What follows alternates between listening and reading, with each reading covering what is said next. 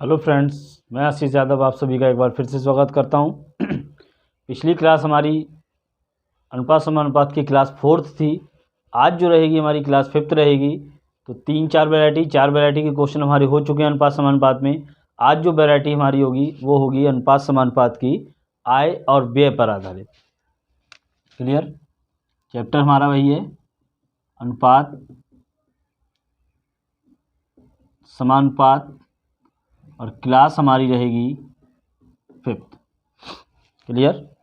अनुपात समानुपात की class 5th रहेगी, जिसमें आज हम आय और व्यय, कौन से आय और व्यय वाले क्वेश्चन करेंगे। मतलब आय बराबर होता है खर्च प्लस बचत के। आय बराबर खर्च प्लस बचत। इसमें दो चीज़ें होंगी। पहली वैरायटी जो होगी, या तो आय जो है वो आपको अनुपात में दे रखी होगी, या कुल आय दे रखी होगी, या जो खर्च है वो आपका अनुपात में होगा, अनुपात या प्रतिशत में होगा, और ऐसे ही बचत आपका किस में, अनुपात या प्रतिशत में होगा। क्लियर? आय आपकी या तो कुल आय दे रखी होगी, या अनुपात होगा, या खर्च जो है आपको अनुपात में दे रखा होगा या प्रतिशत में, या बचत प्रतिशत या अनुपात में दे रखा होगा। क्लियर? जैसे पहला क्वेश्चन देखिए, पेन कॉपी लेके बैठिए सभी लोग। 3 व्यक्ति ए बी सी का कुल वेतन 1,44,000 है। क्लियर? 3 व्यक्ति हैं ए बी सी, जिनका वेतन कितना है, 1,44,000। 1,44,000 कुल वेतन। कुल वेतन 1,44,000 है। यह क्रमशः 80%, 85% तथा 75% खर्च करता है। खर्च कितना कितने कर देते हैं, ए बी सी, यानी ए जो है वो वेतन का 80% खर्च करता है, बी 85% 85% खर्च कर रहा है, और सी आपका 75% खर्च कर रहा है। क्लियर? कुल वेतन ये दे रखा है, ए बी सी का जो खर्च दे रखा है अनुपात प्रतिशत में वो ये दे रखा है। इनकी बचत का अनुपात, अब बचत का जो अनुपात दे रखा है वो दे रखा है आपको 8:9:20। क्लियर? पूछा गया आपसे कि सी का वेतन, किसका, सी का वेतन हमसे पूछा गया है कितना होगा। दोबारा समझिए, कुल वेतन 1,44,000 है, ए बी सी के खर्चों का अनुपात ये दे रखा है, बचत ये दे रखा है। तो जब खर्च 80%, 85%, 75% कर रहा है तो हम खर्च का प्रतिशत भी निकाल सकते हैं। खर्च का प्रतिशत, क्योंकि खर्च का नहीं, सॉरी, बचत का प्रतिशत।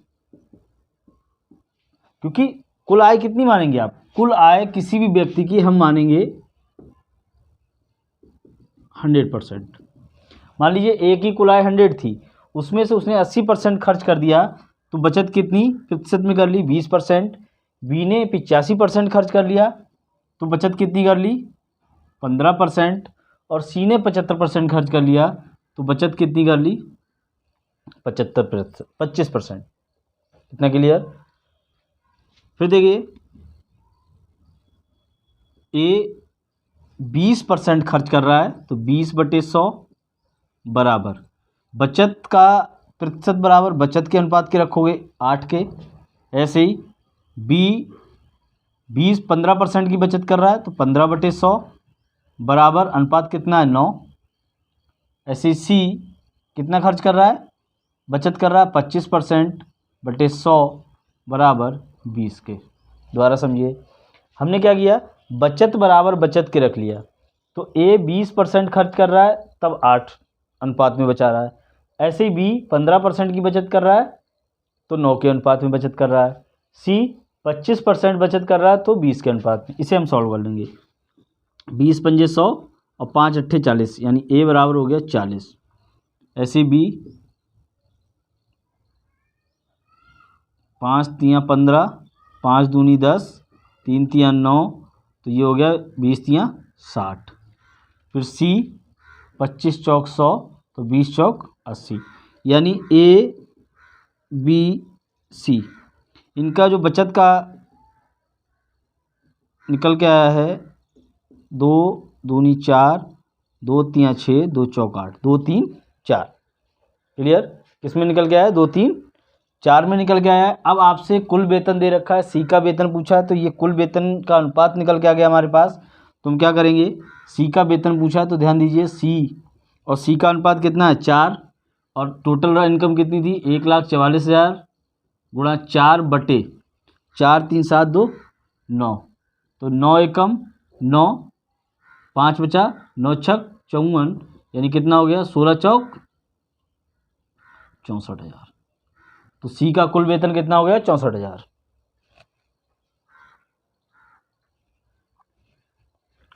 क्लियर? दोबारा समझो, खर्च 80 85 75% कर रहा था, बचत आपको इतने अनुपात में दे रखी थी, तो हमने क्या किया बचत का प्रतिशत निकाल लिया। जब 80% खर्च कर रहा है तो 20% बचा रहा है, 85% खर्च कर रहा है 75% बचत कर रहा है, 75% खर्च कर रहा है तो 25% की बचत कर रहा है। फिर हमने क्या किया, बचत का प्रतिशत बराबर बचत के अनुपात, यहाँ से कुल आय का अनुपात निकाल लेंगे हम। तो कुल आय का अनुपात निकालने के लिए A गुणा 20/100, क्योंकि 20% की जब बचत कर रहा है तो कितने के बराबर 8 के बराबर। ऐसे ही B 15% की बचत कर रहा है तो 9 के बराबर, C 25% की बचत कर रहा है तो 20 के बराबर। कैलकुलेशन कर ली काट पीट की इनकी हमने, तो हमारा जो रेशियो निकल के आया ABC का 2 3 4 अनुपात निकल के आया। हमसे पूछा गया है C का वेतन कितना होगा, तो C का कुल वेतन कितना था 1,44,000, 1,44,000 में से C का अनुपात कितना था 4, तो 4/9, 4 3 7 2 9, और 9 से 144 कट गया 16 बार में, 16 चौक 64, कितना आ गया 64,000।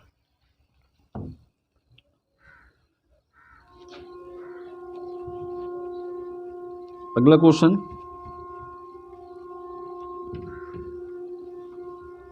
कह रहा है ABC के खर्चे का अनुपात 4:3:6 है और उनकी बचत क्रमशः 20%, 70% तथा 40% है। यदि सभी की कुल आय 75,000 रुपये हो तो A तथा B की आय का योग कितना होगा। क्लियर? हमें कुल आय दे रखी है, कितनी दे रखी है, कुल आय दे रखी है हमें 75,000। फिर हमसे कह रहा है खर्च का अनुपात दे रखा है, खर्च का अनुपात जो दे रखा है ABC का, वो हमें दे रखा है 4:3:6। हमसे कह रहा है बचत का अनुपात जो है वो है 20%, फिर 70% और 40%। क्लियर? मतलब A 20% खर्च कर रहा है, B 70% खर्च कर रहा है, C 40% खर्च कर रहा है। फिर कह रहा है यदि सभी की कुल आय 75,000 हो तो A तथा B की आय का योग, किसका पूछा है, A प्लस B की आय का योग पूछा है। अब देखिए खर्च का अनुपात दे दिया है, बचत का अनुपात हमें ये दे रखा है, तो क्या हम बचत का अनुपात प्रतिशत में बता सकते हैं? बिल्कुल। खर्च का अनुपात किसमें, प्रतिशत में। बिल्कुल, क्योंकि देखो जब वो 20% की बचत कर रहा है तो भाई 80% खर्च कर रहा होगा। ऐसे ही जब वो B कितना 70% की बचत कर रहा है तो 30% खर्च कर रहा होगा। फिर C 40% की बचत कर रहा है तो ये 60% की खर्च कर रहा है। नहीं समझे? खर्च का अनुपात दे रखा था आपको, बचत का अनुपात प्रतिशत में दे रखा है, तो हमने खर्च का अनुपात प्रतिशत में निकाल लिया। मान लो कुल आय हमेशा हम कितनी मानेंगे 100%, उसमें से ये कितना 20% खर्च कर रहा है, बचत कर रहा है, तो बचा कितना 80% खर्च करेगा। ये 70% की बचत कर रहा है तो 30% बचत कर लेगा। फिर ये 40% की बचत कर रहा है तो 60% खर्च कर देगा। अब A का 80% बचत कर रहा है, 80/100 बराबर किसके 4 के, क्योंकि बचत खर्च का अनुपात बराबर खर्च के रख दिया। ऐसे ही B का 30/100 बराबर 3 के। सी का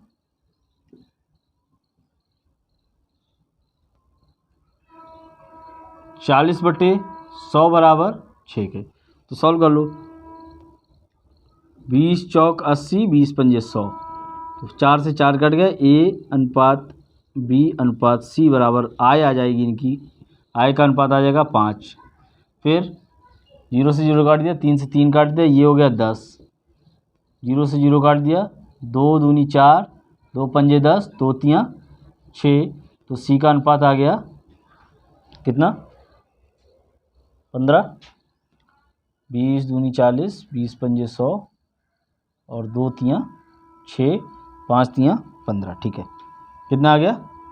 15 आ गया। फिर 5 एकम 5, 5 दूनी 10, 5 तियाँ 15, ये काट लिया। ये आ गया हमारा आय का अनुपात। हमने आय की अनुपात निकाल ली, क्योंकि कुल आय हमें 75,000 दे रखी है। तो हमसे पूछा गया ए प्लस बी, तो कुल आय कितनी थी? 75,000। इसमें से ए प्लस बी का दोनों का योग कितना है? 3। 2 और 1 3, 3/3, 2 5 1 6। क्लियर? अब इसे काट लो। सॉरी, यहाँ 40% नहीं, यहाँ कितना लिखना है? 60% लिखना है। देखो ये गलती होगी थोड़ी सी। 20 तियाँ 60 और 20 पंजे 100 और 3 दूनी 6, तो ये हो जाएगा 10 और 5 दूनी 10, तब ये हो जाएगा हमारा 5। तो 15 बार में चला जाएगा और 15 तियाँ 45। तो सी का जो ए और बी दोनों का जो वेतन होगा वो कितना होगा? 45,000 होगा। क्लियर? क्या किया? कुल आय दे रखी थी, खर्च का अनुपात दे रखा है, बचत का अनुपात प्रतिशत में दे रखा है। तो हमने खर्च का अनुपात किस में? प्रतिशत में निकाल लिया। तो खर्च का ए का खर्च का अनुपात प्रतिशत बराबर अनुपात में, इस तरीके से हमने वैल्यू निकाल ली। तो ये जो अनुपात निकल के आएगा, ये निकल के आएगा कुल आय का अनुपात। कुल आय का अनुपात निकाल के हमने कुल आय के जिसका पूछा है उसके इक्वल रख दिया, आंसर हमारा आ जाएगा।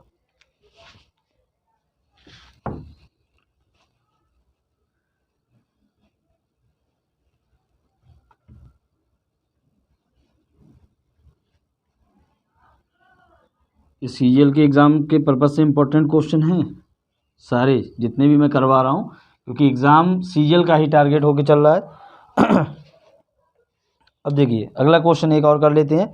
कह रहा ए बी सी के खर्चों का अनुपात, ए बी सी के क्या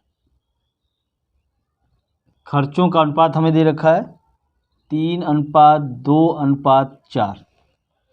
यदि उनकी बचत क्रमशः, अब बचत हमें दे रखी है 80%, सॉरी 40%, 20% और 70%। तो पूछा है उनकी आय का अनुपात कितना होगा? किसका पूछा गया है? आय का अनुपात, यानी सबकी ए बी सी की आय का अनुपात। तो हम आय का अनुपात कैसे निकालते थे? हम निकालेंगे बचत का खर्च का प्रतिशत। क्लियर? अब देखो 40% बचत कर रहा है ए, तो खर्च कितने परसेंट कर रहा होगा? 60%। बी 20% बचत कर रहा है, तो 80% खर्च कर रहा होगा। सी 70% की बचत कर रहा है, तो 30% खर्च कर रहा होगा। क्लियर? अब हम निकालेंगे ए जब 60% की खर्च कर रहा है बटे 100, तब कितना बचत कर रहा है? बराबर में 3। ऐसे ही बी का 80% खर्च कर रहा है, तब 3 2 के बराबर कर रहा है। ऐसे ही सी 30% खर्च कर रहा है, तो 4 अनुपात के बराबर। सॉल्व कर लो। 20 तियाँ 60, 20 पंजे 100, 3 से 3 कट गया। 20 चौक 80, 20 पंजे 100, 2 दूनी 4, 2 एकम 2, तो ये कितना हो जाएगा? 5/2। भाई 20% की बचत कर रहा है ना, ठीक है, खर्च कर रहा है ना 20%, तो 2 के बराबर रखा। तो 20 चौक 80, 20 पंजे 100 और ये हमने काटा 2 दूनी 4, 2 एकम 2। ऐसे ही है, 0 से 0 कट गया। क्लियर? तो हमारा आ जाएगा ए कितना? बराबर 5। लेकिन बी की जो वैल्यू आएगी निकल के वो आएगी 5/2। सी की जो वैल्यू आएगी वो आएगी 10 चौक 40/3। क्लियर?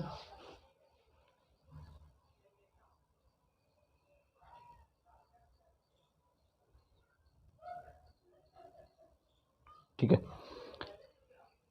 4/3। अब देखिए, ले लीजिए इस अनुपात में ए अनुपात बी अनुपात सी बराबर हो जाएगा 5/2 अनुपात 40/3। तो 5 एकम 5, 5 एकम 5, 5 अट्ठे 40। तो हमारे पास बचेगा एलसीएम हो जाएगा 6, तो ये 6 इधर आ जाएगा और 2 तियाँ 6 3 और 3 दूनी 6 8 दूनी 16। तो हमारा जो ओरिजिनल अनुपात आ रहा है आय का वो कितना आ रहा है 6:3:16। क्लियर? कुछ नहीं किया, सेम कंडीशन पीछे वाले क्वेश्चन की तरह थी कि ए बी सी की आय का अनुपात निकाला तो खर्च का प्रतिशत बराबर खर्च के अनुपात के रख दिया, हमने सॉल्व कर लिया। सॉल्व करने के बाद हमारी वैल्यू 6:3:16 आ गई। अब वैरायटी हम थोड़ी चेंज करेंगे, क्वेश्चन की लैंग्वेज है, वैरायटी है, वो थोड़ी चेंज रहेगी आपकी।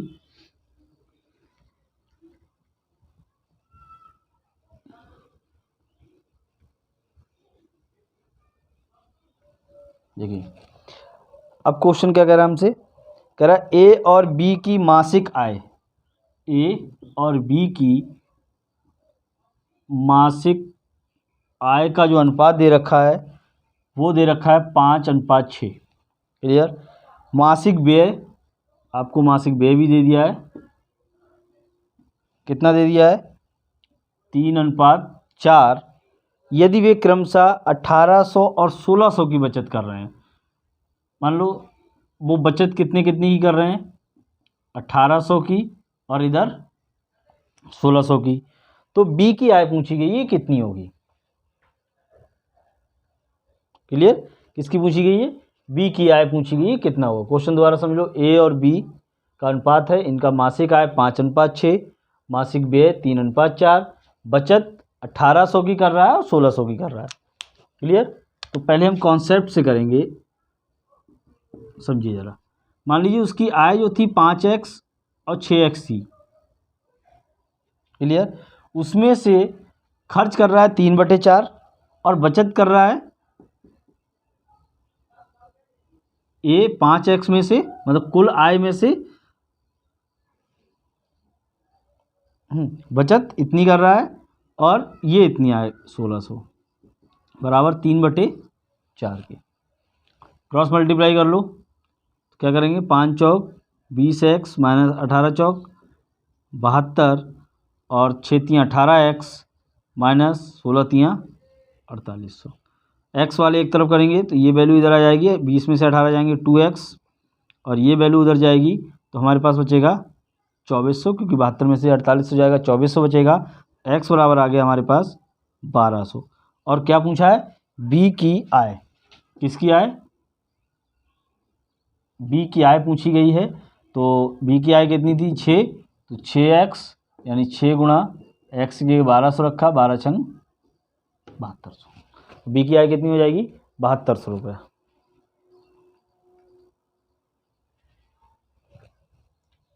क्लियर?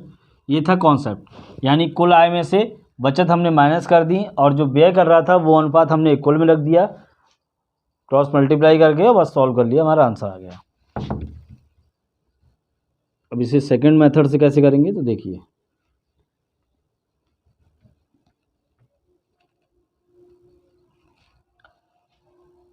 इसकी यहाँ मल्टीप्लाई करेंगे, इसकी यहाँ मल्टीप्लाई करेंगे, 5 चौक 20 और 6 तियाँ 18। क्लियर? 5 चौक 20 6 तियाँ 18। फिर इसकी यहाँ मल्टीप्लाई करेंगे, 16 तियाँ 48 और 18 चौक 72। ये इसी टाइप से लिख लेना, मासिक आय मासिक व्यय बचत क्रॉस मल्टीप्लाई करके हमने लिख लिया। अब देखो यहाँ से ए और बी की मासिक आय में कितने का अंतर है 2 का, ये 2 का अंतर बचत के अंतर के बराबर रख लिया। बचत का अंतर कितना है 2400। तो 1 बराबर 1200 के। बी की आय पूछी है तो बी की आय 1200 गुणा 6 बराबर 7200। दोबारा समझो, मासिक आय मासिक व्यय, पहले हमने क्या किया, व्यय की आय से मल्टीप्लाई कर ली, फिर इसकी यहाँ मल्टीप्लाई कर ली यहाँ, फिर अनुपात जो बचत दे रखा था उनका व्यय से मल्टीप्लाई कर ली, क्रॉस ये आ गया। तो इनका डिफरेंस ये और इन दोनों का डिफरेंस ये, तो 2 बराबर 2400 के, तो 1 बराबर 1200, तो बी की आय कितनी हो जाएगी 7200 रुपये।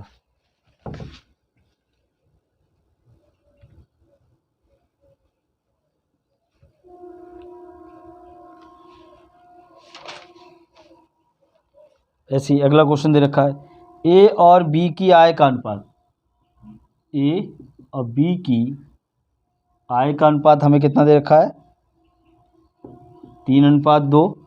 उनके खर्चों का अनुपात दे रखा है 4:3, और उनकी बचत जो दे रखी है 1000 और 500। तो वही तरीका हम करेंगे, पहले इसकी यहाँ मल्टीप्लाई करेंगे, 3 दूनी 6 और 4 दूनी 8, फिर इसकी यहाँ करेंगे तो 5 चौक 20, 2000, और इसकी यहाँ करेंगे 3000। तो 6 और 8 में कितने का डिफरेंस 2 का, और यहाँ जो नया बचत आया इसका कितना डिफरेंस 1000 का। तो 2 बराबर 1000 के। पूछा किसका है, ए की आय पूछी है, ए की आय